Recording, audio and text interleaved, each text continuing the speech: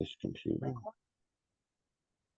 Hello, everybody. Welcome to the podcast today. I'm really excited today to have on Sara Salyers.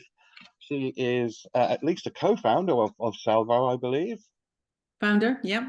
Founder of SALVO, award-winning journalist, retired TV producer. But I'll leave the brief introduction up to yourself, and then we can get started if that's okay. Well, actually, probably truthfully, Salvo came about because of something that I think probably because of my background, which was that I was married to a Cherokee and had become familiar with treaty law. I had begun looking at Scotland's relationship with England in a different way, and from that perspective.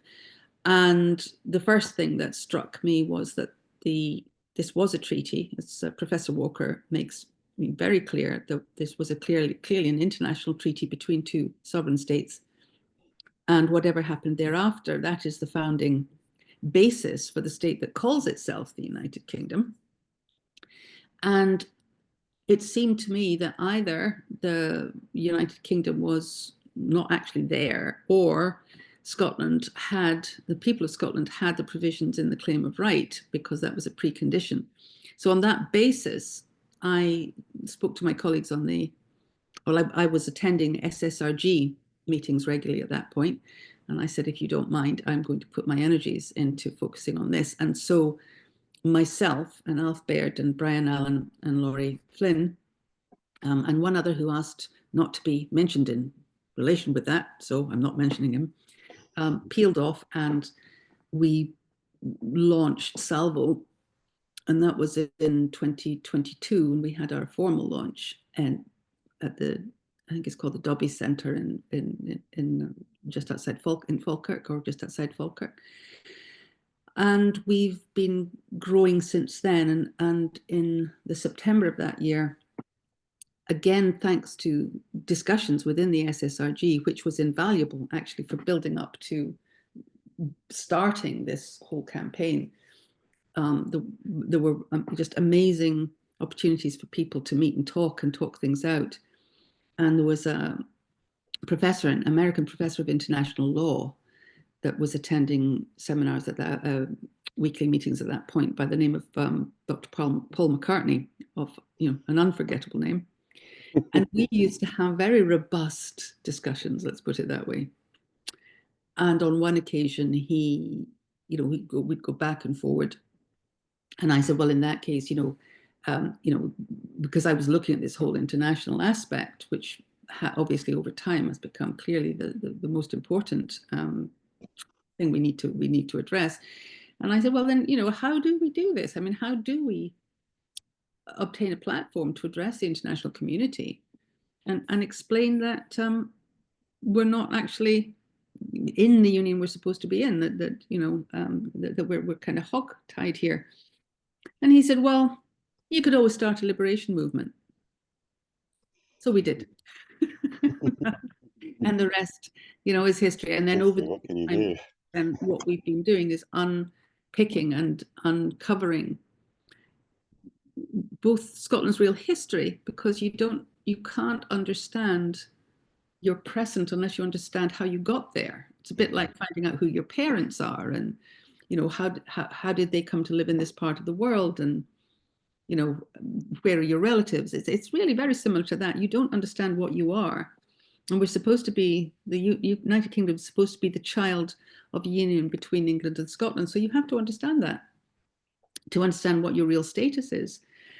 And it matters very much for reasons we can talk about. And in the process, we have discovered that the history that is taught in schools and universities and venerated as the orthodoxy, the word is it's bunk.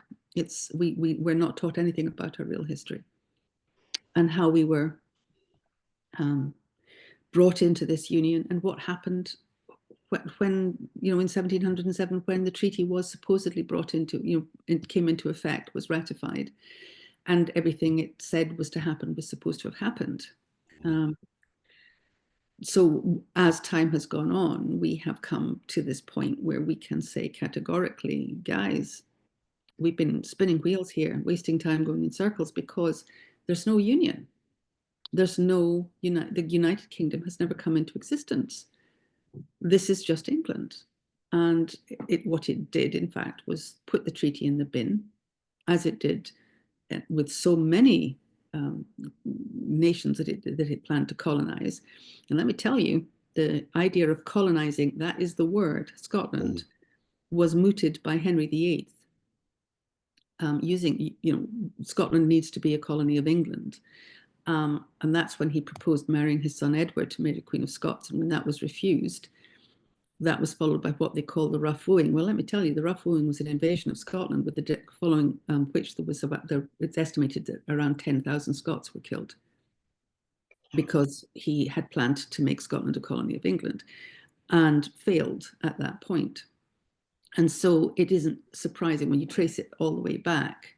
It isn't at all surprising that this treaty turns out to have been a pretext by which England would colonize Scotland. And then when the decolonization process began at the United Nations, the British state, which is just the English state, came up with a story, a narrative, produced a report, which is a beautiful work of fiction about the thriving of Scotland as a partner in this union.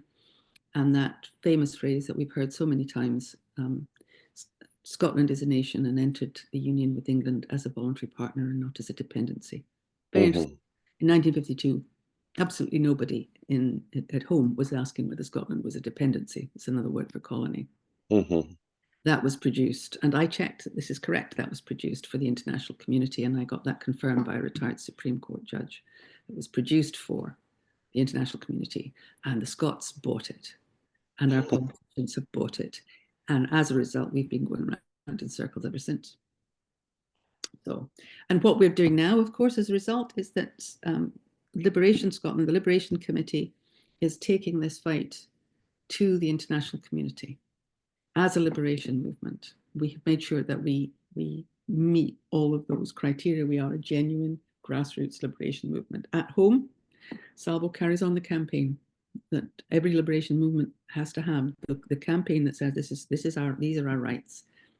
Those are the constitutional rights of the people of Scotland, the rights of a colonized people who are seeing their assets and their resources taken and taken away down to the metropolitan, down to the mother country, seeing themselves having to buy back their own energy at higher prices, seeing everything going for the benefit of the colonizer.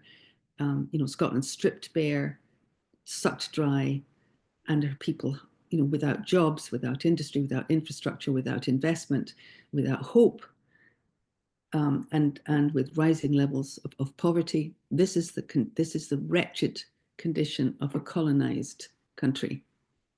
And that's what SALVO is now fighting. We're not obviously interested in any kind of violence. We're a peaceful movement, but we need to challenge and challenge and challenge what is being done to Scotland, which is unlawful in international law and clearly an assault on the welfare and completely unlawful, by the way, under any treaty of union if it had been in place. So, I'm really proud of the members of SALVO who began the Free Ports campaign and got together with Colette Walker and stuff. Yeah. And are now really, thanks to those people who have worked tirelessly, they have made sure that people in Scotland are beginning to understand what these things mean, that these soothing, comforting words say, oh, they're not the same as in England, etc., etc. They're not. They're just fiction. They're just not. They're there in the same way that we were told how great privatization would be. Exactly. Yeah. It's just a new manifestation of trade deals and hollowing out areas and taking out the riches and giving the profits to the usual suspects. It's the usual MO. It's privatization on steroids with private companies being being in charge of things that normally, would be difficult enough to make sure that government was doing, sure the laws are followed. But now you've got private companies whose only interest is profit, and all the self-assurances. So we need to challenge that. And but what makes it distinct is that because this is a SALVO campaign, we will be challenging on the basis of the fact that the owners of Scotland remain the people of Scotland, and that what is being done is unlawful under the Scottish Constitution, under the claim of right, under the terms of the Treaty of Union, under international law. And it has never been challenged. So, keep your eye open. We built in 3 years, not quite 3 years, actually. We're a couple of months away from the anniversary of launching SALVO, to a point where we can now look at a proper legal challenge, and that will have to come. I think it's great work. I mean, to me, it seems. I mean, when all the evidence is, when you see all the evidence that Salvo I've researched and looked into, and even Westminster say can't deny these things. So to me, once again, it strikes me as like, here are some facts that are not really well known, certainly not known well enough, and they certainly don't seem to have any effect in the real world. It's almost like facts now just have there's more meaning behind the facts than actual reality. And so, like all this hard work that, Salvo has been doing, and many other, organizations with various other endeavors, but specifically Salvo with all the technical and academic work and research that they have to do. It must be kind of strange to, like you say, when you mentioned about 300 years ago or 250 years ago, that probably most of the population knew exactly what was going on, and they could, at least to some degree, that would affect in their lives. As when now it's, Salvo, although it's well known, it's nationally known, and now internationally known, I suspect it's not at the place where it needs to be. It's like I said, people need to understand the facts of what it is. So can I just say, I'd love to just read a quote from an article that you wrote a little while back, just so we can talk about the modern, and then maybe go back and bring the past into context again. So you wrote a piece called All That's Wrong, and I'll just read your first paragraph from it, just so I can get you started, if that's all right.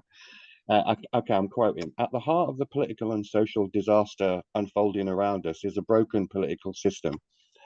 Anglo-Norman feudalism in modern clothing has given us a despotic and unaccountable government. Political corruption, cronyism, incompetence, privilege with impunity for a powerful, wealthy elite, and government violation of the rule of law and government betrayal of the public trust. Under this despotic system, we the people have no guarantee whatsoever of our public right, interests, or needs, or even those that are enshrined in law, and we have no mechanism for redress. That is why we can fairly describe this supposed democracy as despotism. We may vote for a different party every 5 years, but this is no more than a different flavor of the same poison, which is, before you answer, I'm just going to put in this funny bit, because I was aware of this joke that an American comedian mentioned many, many years ago, George Carlin, you might have heard of him. And I remember he said, and he was talking about this thing, and he said, we basically have the choice between a shit sandwich or shit on toast. And, that's the crass way of putting it. Anyway, would you care to explain that? Because I think you're giving a flavor, and you mentioned it earlier. I was listening to Naomi Klein just the other day. I was reading a piece of her and some other people, and just talking about, they were speaking to folk, and it's no surprise that a lot of young folk in America, they don't seem to have any hope for the future. Not as much as previous generations were. So, would you be able to give us your sort of feeling of the flavor of the modern sort of discourse? Well, I think what I was writing about is that nobody has a solution for this. We can, the first thing to be able to do is to describe what you're seeing. That sounds so obvious that you shouldn't need to say it. I mean, what do you mean? You've got to be able to describe. Of course you could, but actually, that's more difficult than you might think. Take another look, and are you sure that you're accurately describing this crime that you're seeing or this situation? Because, and think of it like diagnosis, there are many diseases that look the same. But if you get the diagnosis wrong, you're not going to prescribe the correct medicine. It could make it worse. Yeah. Kill the patient. You need to know what you're looking at. You need to be able to diagnose from these symptoms what the disease is. And you need to be able to therefore thereby prescribe a medicine that will restore the patient. So we're looking at Scotland's situation, and actually, it is the situation of a colony. Once you start to understand what a colony really is, not the cliche stuff that we, the extreme, the worst that we hear about, but technically what makes something a colony, and what do all colonies have in common. Then you begin to understand what you're looking at. What you're looking at is a state that is up to its eyeballs in a history of, and colonization is racist and classist, if you like. It assumes the right, and it's a right based on superiority. Winston Churchill famously talked about how he did not believe that the civilized Europeans who displaced and destroyed so many indigenous people were committing a crime, because they were civilized. They had a right to this land and to expand civilization. And it's a sort of dog in the manger thing that these people who were worthless, subhuman in his view. Yeah, there's a term for it, isn't there? They literally walked onto people's lands and they said, "Oh, these are savages, so we've got the right to take over the land." I can't remember, it was a Latin term. Eminent domain, I think. But anyway, it was this notion. It's a eugenic notion. By the way, eugenics has never gone anywhere. So that you look and see what you're seeing. In order to see that, once you see that, then you put what we are seeing in terms of it's now gone insane. This colonizing mentality, which is very closely tied to profit. You want to absolutely, what would you call an archetypal image of what we're talking about. Look at what are called the Opium Wars.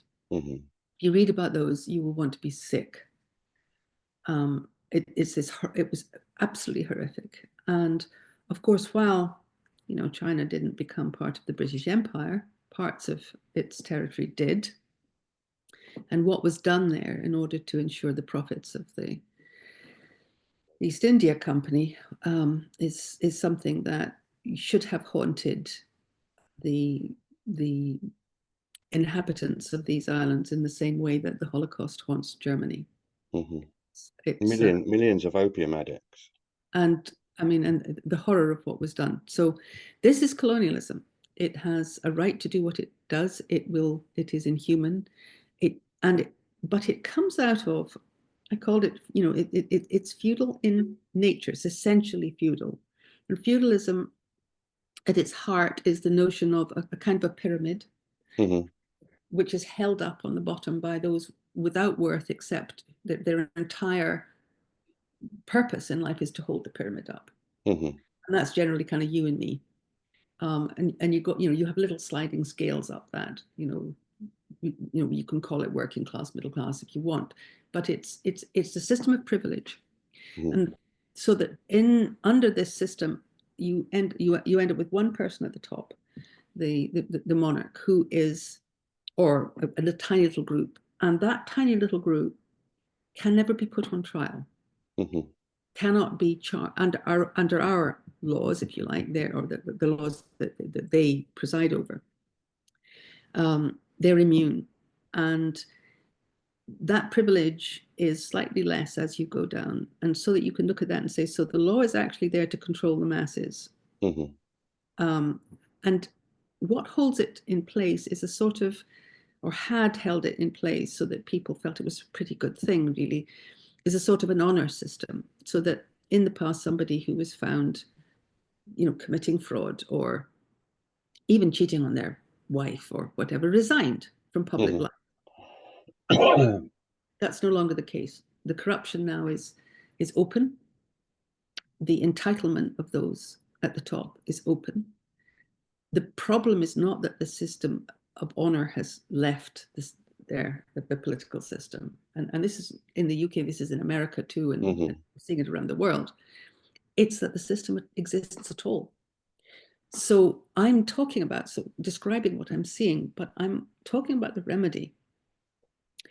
And Scotland had a very different political system. Now, that's not what you've learned in your histories. It's not what you've been told. It's not what the politicians learned at university and talked about at rallies. We need to leave Scotland's feudal history behind. Scotland had the same, Scots had no lawyers. Actually, we had the first legal aid that anybody knows of in the world. The poor man's law, and I forget the date, but it was either late 1300s, early 1400s. Wow. Prescribed that out of the common good funds, and there you are, common good. That's the bit we all own. The second bit we all own, actually. But out of the common good funds, anyone who didn't have the money for a lawyer was to be, and had a case and the need for justice, had to be given the funds to hire a good and able lawyer to either to defend them or to present their case. That's legal aid.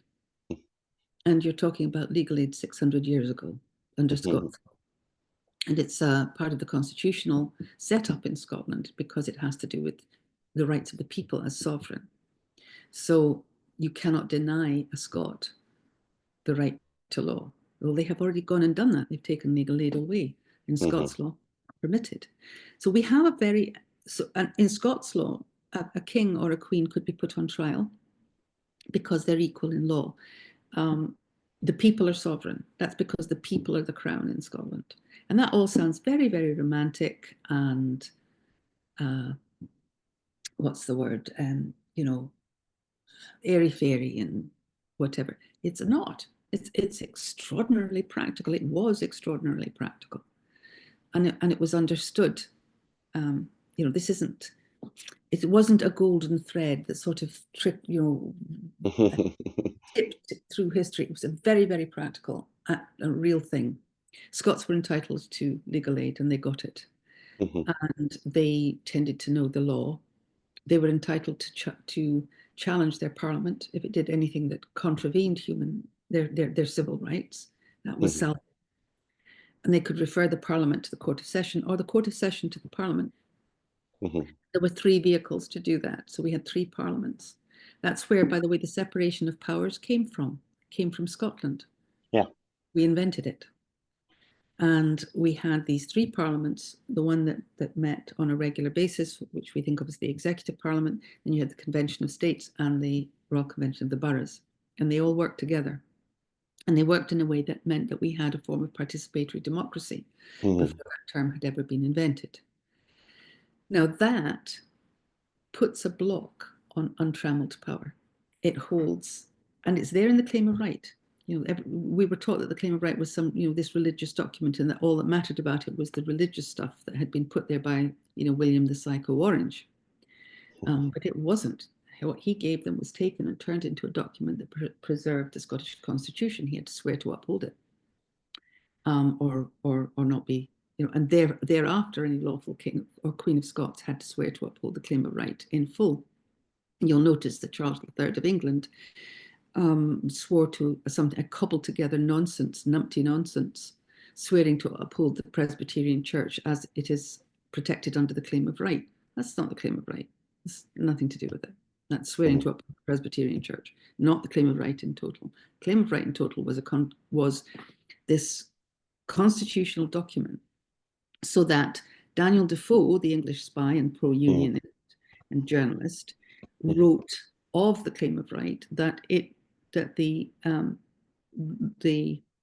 provisions as to government and obedience, that means a constitution, will remain in force in Scotland as under the Claim of Right. So it was well understood what the Claim of Right did. And that sets the people. The people are the crown. The monarch wears the crown, but the people are the crown. And so the Crown of Scotland can't go away as long as there's a Scots people. Something the English didn't understand. If they don't take the oath, then the Scots crown goes away. But they've discovered it didn't, and they have to administer the crown. The crown is the people. The crown owns everything. It owns the land. So you can stop talking about nationalization because the people own the lot. They own the land.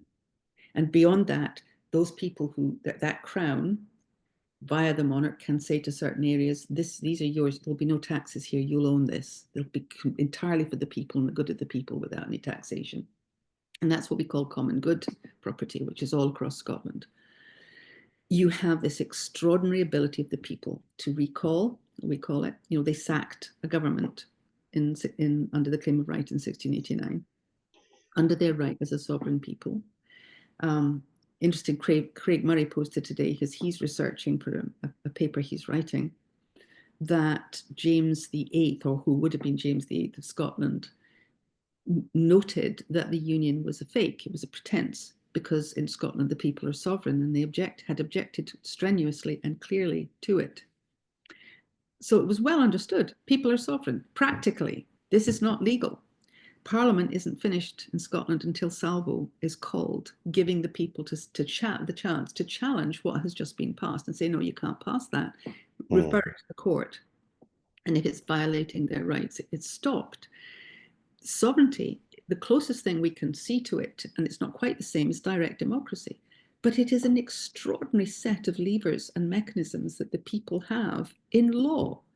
Even if those were blocked or not used as much as they might have been, although they were used a damn sight more often than we didn't even know they existed, let alone that they were used.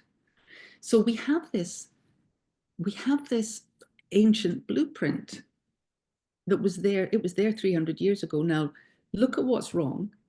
Look at what we've done, all that's wrong. Now imagine Scotland has been colonized. That is the equivalent of someone's boot on your windpipe. You lift the boot. You don't invent a new country.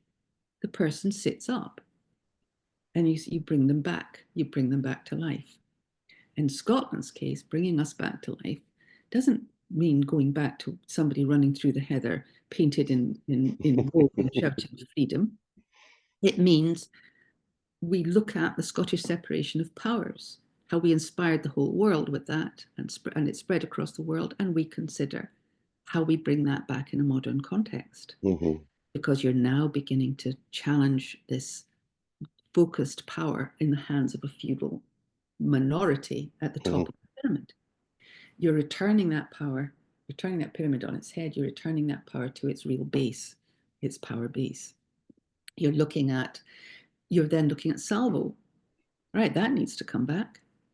We need to have that mechanism by which the parliamentary session is not finished until someone says, hang on a minute, you've just cut across the right to protest. You're not allowed to do that. You're not privileged and entitled above the law to do that. Privilege, by the way, just means private law, privé loi. You're not entitled. No, refer to the court. We need to clean up the courts, but we have mechanisms for that too, under the Claim of Right. Absolutely clear ones. As you begin to restore Scotland's ancient constitutional mechanisms, you begin to provide a prescription, a remedy for the whole world, so that we begin by restoring our constitution in a modern context, so that we have these intrinsically Scottish, wonderful Scottish provisions. And there is not only our contribution to ourselves, our healing, our restoration, instead of, all these people inventing, we can have this kind of constitution. Oh, why don't we have that? Why don't we look at this country? Why don't we look at Scotland, recognize that we were a state with a long developed constitution, and begin by saying, as Scots, we need to take what made us is distinctly Scottish, the first country in the world to have legal aid, the first country I know of in the world to have environmental laws that were part of what they called the laudable or lovable laws, the first country that I know of in Europe that had a form of participatory democracy. I may be wrong. I'm not enough of a scholar to make that absolute claim, but certainly distinctly Scottish, distinctly ours, something that no matter what our form of Scots we speak, or Gaelic, or no matter what part of Scotland we come from, no matter what our background, we can say, here's our constitution. These old provisions are radical and modernized. They're essentially ours. They're really uniquely Scottish, but they have this ability, again, to inspire the whole world and to provide a remedy, I think, for what we're seeing right across the world. So that's what lay behind that particular article. That, you know, we invented the trade embassy, we invented the separation of powers, we invented legal aid. The common good was the Scots and Irish, I have to say, prior to the English, but a Celtic but very Scottish notion, and the sovereignty of the people. We had long before Switzerland had direct democracy, where their representatives refer to the people as the sovereign. So, you know, we wouldn't be the first country to do this, but we would be the country coming back to really putting that into practice in a way we probably, you know, we didn't absolutely in the way that Switzerland does, you know, where you have these referendums and so on and so forth. But we had it in practice. We had it there as the basis of the Scottish Constitution from the time of Kenneth MacAlpin, from the 9th century. So we need a lot more than just to say we're going to allow our elected, privileged, entitled, unaccountable representatives to operate without any interference by Westminster. If that is all that independence is, it's not worth having. You know, Bruno Kaufmann, who came to talk to us about direct democracy a year and a half back, said to me, you know, there's no country, no nation is independent until its people are independent. Yeah, absolutely. I couldn't agree more. I mean, it's just like you say about participatory democracy. Now, I speak to some people, and some people are of the view, let's not talk about these things or policy or what everybody's doing. Let's all just club together and get independence, and then we can get on with the task in hand. But there's also the people where, well, they say, well, you have to have some kind of vision to get the people interested. Do you know what I mean? So to me, when I look at the salvo and stuff, I don't just look upon it as a reclamation of historical fact and where we are and what we're entitled to. I actually do look upon it as a vision, because I think in the modern context, any kind of participatory democracy, like you say, whether it be the Scottish National Congress that has influence on legislature, and have that participatory democracy, that is a revelation. And even though maybe Scotland is not once as well known, or the influence it might have had years ago in the past, it's still a big Western European country with a lot of history, and if you could get independence through this method, it could literally light a fire, in the Western world to some degree. I would imagine. In some respect, I'd have to say, in my idealistic moments, I do wish for something like that, and I do wish that it could happen. So this is why I want it to be your endeavors to be such a success. Can I just bring it up to the modern again? I've read somewhere that you was talking about our elected representatives, they tend to ignore the fact or be ignorant of the fact that they're not our representatives. Just because we elect them doesn't mean that they have our sovereignty. Can you explain that in the modern context? How is it that we, as the Scottish people, say, as an example, like we have done in the UK, just followed that model where we put an X on a box, like you say, every few years, and we literally defer our sovereignty? Is what is so sorry. What I'm trying to get at is party politics is a problem. Once again, Salvo I see is 100% grassroots. It's like a thing I'm invested in is the Indie app. I like that because it's 100% grassroots. Anybody can join it. It's like that, and it has platforms and stuff. So I'm very interested in that grassroots and in that participatory sort of aspect of it and stuff. Would you be able to speak about maybe what is the problem, say, with modern Scottish party politics, and finding mechanisms or establishing legal facts so that we can move on with a constitutional issue? Look, the big problem is that we have an English political system, which has been shoved on us. I could run through the things that were supposed to be preserved under the Union and within the United Kingdom that's supposed to exist, and show you that none of them were. We've had everything that pertained to Scotland has been replaced by something English. I mean, we say that we still have Scots law. Well, we do, but it's sort of skeletal. Nonetheless, the claim of right is still the basis of Scots common law. But otherwise, you know, we've lost the boroughs, and we had a whole slew of Scottish acts, parliamentary acts, including the Act of Salvo, removed by Westminster, and then they didn't say which ones had been removed, and we didn't have those records to be able to find out. So that's come up, you know, that has been a slow process, finding out what did they take away, and with no authorization to do that at all, except a very wide interpretation of the thing that says the laws may be made the same. But you know, that works both ways. The reason for this is that, of course, the treaty was never brought into effect. Scotland was annexed. It was called something, later called something else. And so what has happened is that we have had English political, particularly political law, imposed, constitutional law. And we've ended up with, you know, Alf Baird is the one that can speak most eloquently to this, that what you then have is a colonized mindset. And, you know, you know, there's so many wonderful writers about, you know, in post-colonial theory, how the colonized become separated from their own identity. And it's very interesting in Scotland to find, if you push very gently, you'll find that the establishment figures, all the ones we're familiar with, will recoil in anger at the notion of a Scottish identity.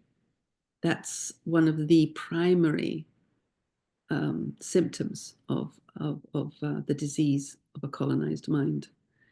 There's nobody in the world, there's no nation in the world, certainly not any liberated or free nation or uncolonized, that is not proud of things about its history. You know, to be a Frenchman, to sing the Marseillaise, Bastille Day, you know,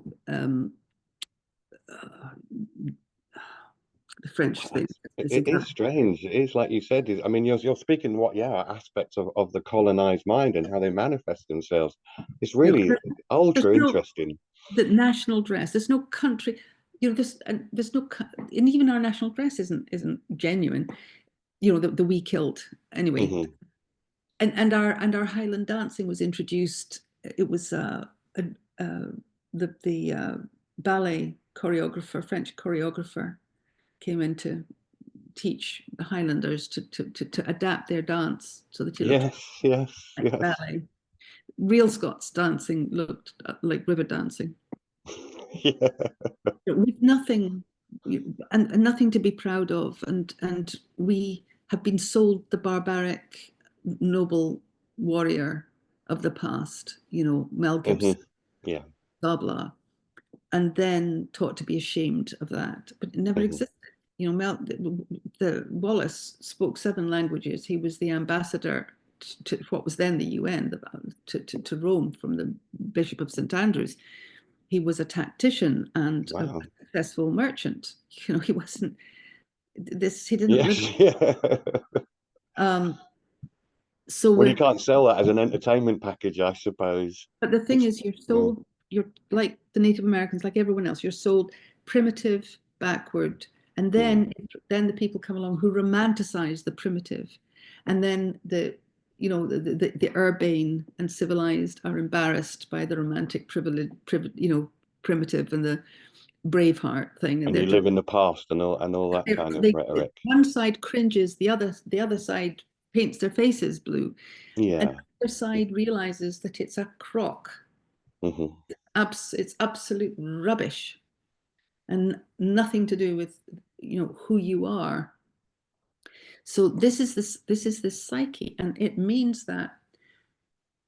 So, for instance, you can those who want to get on and collaborate with and cooperate with the colonizing power look to become members of the club.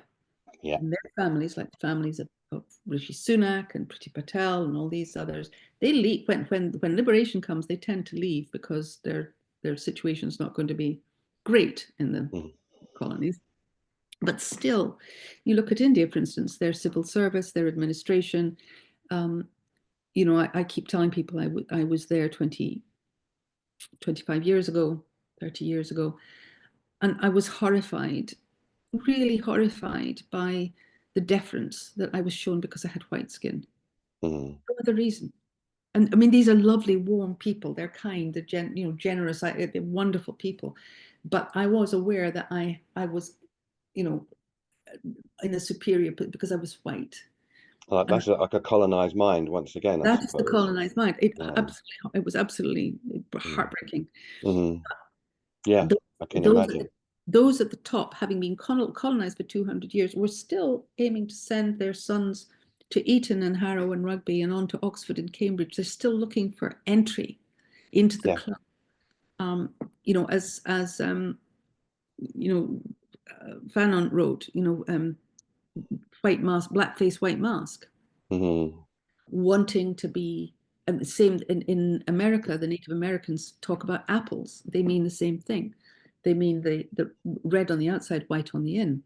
I suppose if we're talking about hope again, you know, the parents then were probably just thinking, well, you know, that's our hope for the future to follow where we are, and there's no hope in the past, as it were.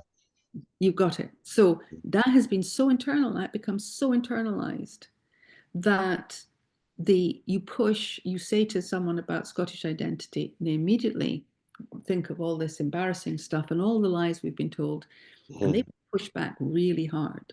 One, former politician said at a meeting recently, I'm not going around the doors, chapping on the doors and saying to people, I want you to be a Scot like me. And whoever, that is the push, that's the colonized mind. This absolute, you push the sore spot and it absolutely reacts. And so what those people want is a clean slate. Let's invent a new Scotland. Let's leave all that behind. We don't want to look at that embarrassing, horrible past. And actually what happens is they need to be healed of that. Absolute disease that has taken place like a cancer in their political thinking. Every country has things it should be ashamed of, things it should say, well, let's learn from that lesson and never do that again. I believe that when we're liberated, we need to look at the individual Scots, because they were individual Scots. There was no United Kingdom for them to be partner in, but there were individual Scots who were complicit and benefited from the slave trade. I think we need to look at compensation on behalf of those individuals. Acknowledgement, Scotland as a state was dormant at that point. It still existed, but dormant. The Scottish Crown still existed, but dormant. All the decisions, the driving of that ship was English. That was England under another title. We were simply annexed, but we still had Scots who benefited and who profited. And I think that we should own that, but not as a nation, because we were not permitted to operate as a state, making international agreements and so on. We have things we should be proud of. We should be proud of our education system. That and I wonder if Andy Whiteman knows about that. That before the Reformation, we had some 300 and something grammar schools across Scotland, that were many of which were famous in Europe. 300, wow. And where, and these, grammar schools, that means that these kids had already learned to read and write at dames' schools, which were all across Scotland. And then the boys could go on to these grammar schools, and many could then be sponsored to go on to universities and become the tutors to the nobility of Europe, and did so. Now, that was colonization in action, far ahead of John Knox. In the 1300s, we had the first compulsory education law. Those who could afford to send their sons to grammar school were required to do so by law in Scotland. It wasn't expensive, but for those who could not, there was the Common Good Fund, and the records of the grants that allowed these boys to go to school would make you cry. We had practically universal and free as needed education across Scotland Before anybody else in Europe. from the 1400s, early It's 1400s. mind-blowing. I mean, honestly, when you speak about this history and you paint a really good picture, it's so you literally have hundreds of years of history and leading Europe, leading thinking, leading all sorts, and then That is you get that, this Treaty of Union, and and then then it all it's stopped. like you said, it's like we just disappear for like 300 years. The You just Dark zoom Ages. back and go into the future. It's like I'm Yeah. sure at some point it's going to be looking like, well, firstly, it's a great tragedy. You have all this time where Scotland is literally, just been chopped off.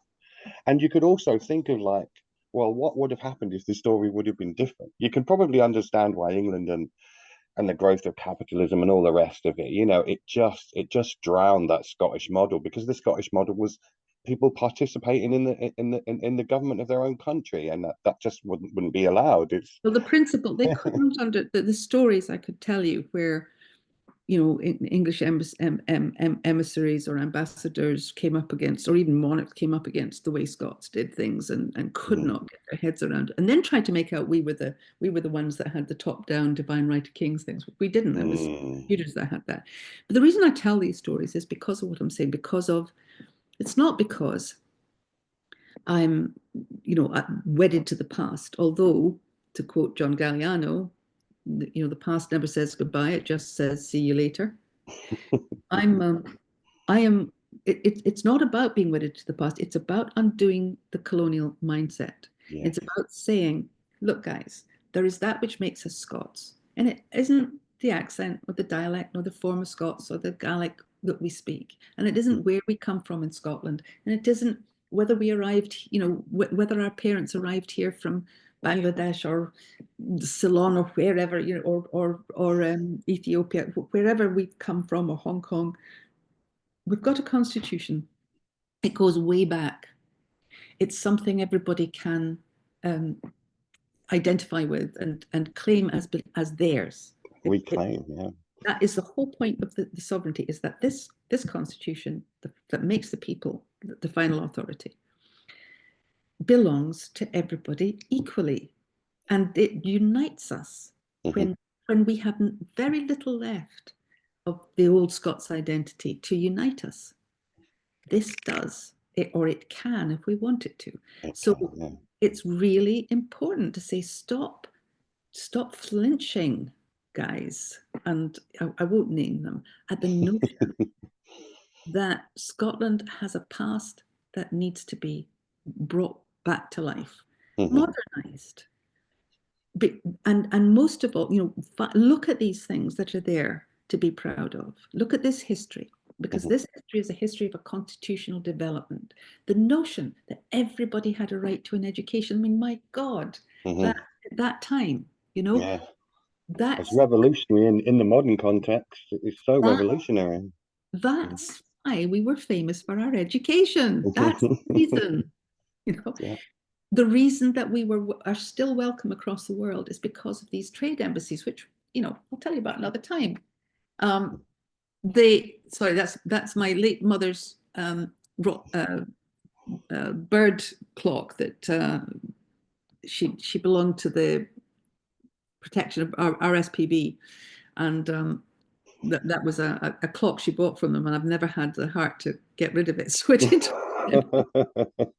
anyway, so we come back to these historical illustrations to throw light on the Scotland that really existed, to try to get through this shame at our own past, which, as I said, is part of the cancer of colonization, which is intensely psychological, this internalized fiction about yourself, and embarrassment, the Scottish cringe. We shouldn't. That should not be there. But we have to break through that, and that's why restoring our real history matters. To break through that, to get people to understand, and then to show them what we have that we can unite around.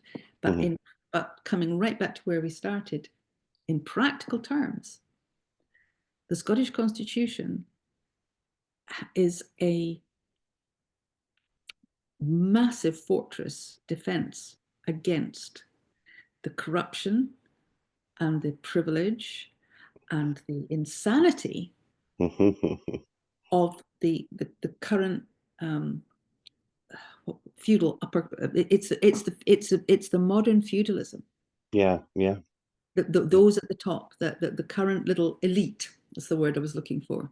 Yeah. Who can do who believe and are showing that they can do whatever they want. Yeah. They In can fact, they seem to control. be speeding up things. You know, we talk about Yeah. across the pond, and as you know, the First Amendment seems chucked away. You know, our protest laws and free speech. Yeah. I mean, things are really, really heating up. So, this is an interesting time that Salvo's doing this. Maybe it's just the way it is. I mean, I'm sure you'd agree with me. Nobody can predict the future. What we're talking about here is just possibilities. Yeah. So if I hear, things, oh, that's never going to work in the real world or whatever, I just say, well, you don't know that for sure. It really depends on how the people view it and what they make of it.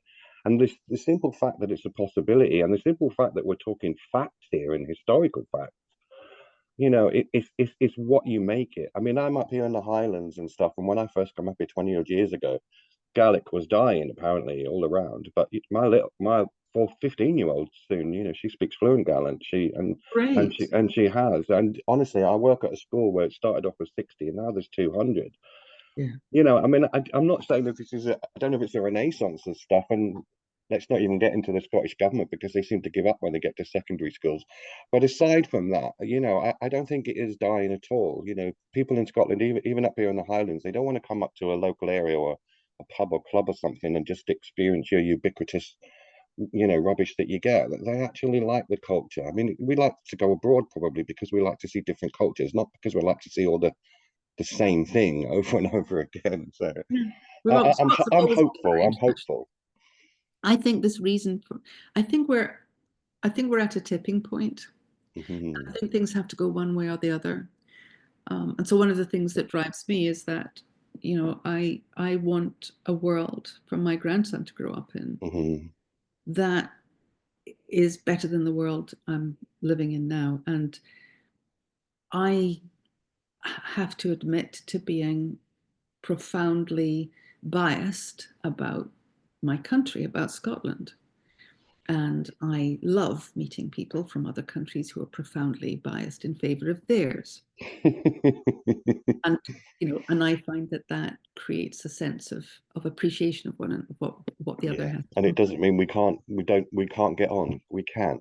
Of course we can, and the whole point that you wouldn't need diversity appreciation if there were no diversity. So but I believe, biased as I may be, I truly believe that Scotland has the key. It actually has, or if you like, the cure. It has the cure to the cancer that is destroying the planet and the lives of people and animals and ecosystems that we're living on. I couldn't agree more. I couldn't agree more. I listen. I better leave you, and you can get off. Yeah, I'm sure you've got a lot to do. But I do. would you please come back? We could probably talk lots more. Yeah. I probably waffled on a bit today, but No, not at all. I like this kind of. I like this kind of informal stuff. And if people have spoken to me, they've not said anything negative. They seem to agree. So we'll just good. leave it at Well, that. it's been lovely and actually very relaxing and kind of G'd me up for what comes next, because it's all, the rest of today is all getting ready for this conference and these announcements and press releases and Oh, brilliant. constitutional stuff and Well, listen, Sarah, thank you so much. Honestly, so much appreciate you coming on, and I'm sure my viewers will appreciate it. And we wish you all the best with your thank hard you. work. I know how much, I can only guess at the amount of hard work you do. It's like when I speak to Colette, like with the Freeports and stuff. She's all that group is a powerhouse too, and trying to warn everybody. And I know everybody has a hard time these days, but Freeports and this, what would you call it? You would call it a clear and present danger. I mean, Yes, they're going to hollow out communities and stuff. And even before we get independence, we probably need to deal with these. we need to deal We with it need now, it. and actually Yeah. part of liberation Mm. includes choosing a really important challenge and going for that. And that's, I think, you know, I've thought really for the last couple of years that has to be where we bring the legal challenge. So, you know, this is just one more thing, but we'll be Okay. looking at that in due course. No worries. It's been a real pleasure. Thank you so much, Sarah, and we look forward to seeing you again when you've got the time. We Thank much you. appreciate it. Take care. Thanks so much. Bye. No worries. Thank you, Sarah.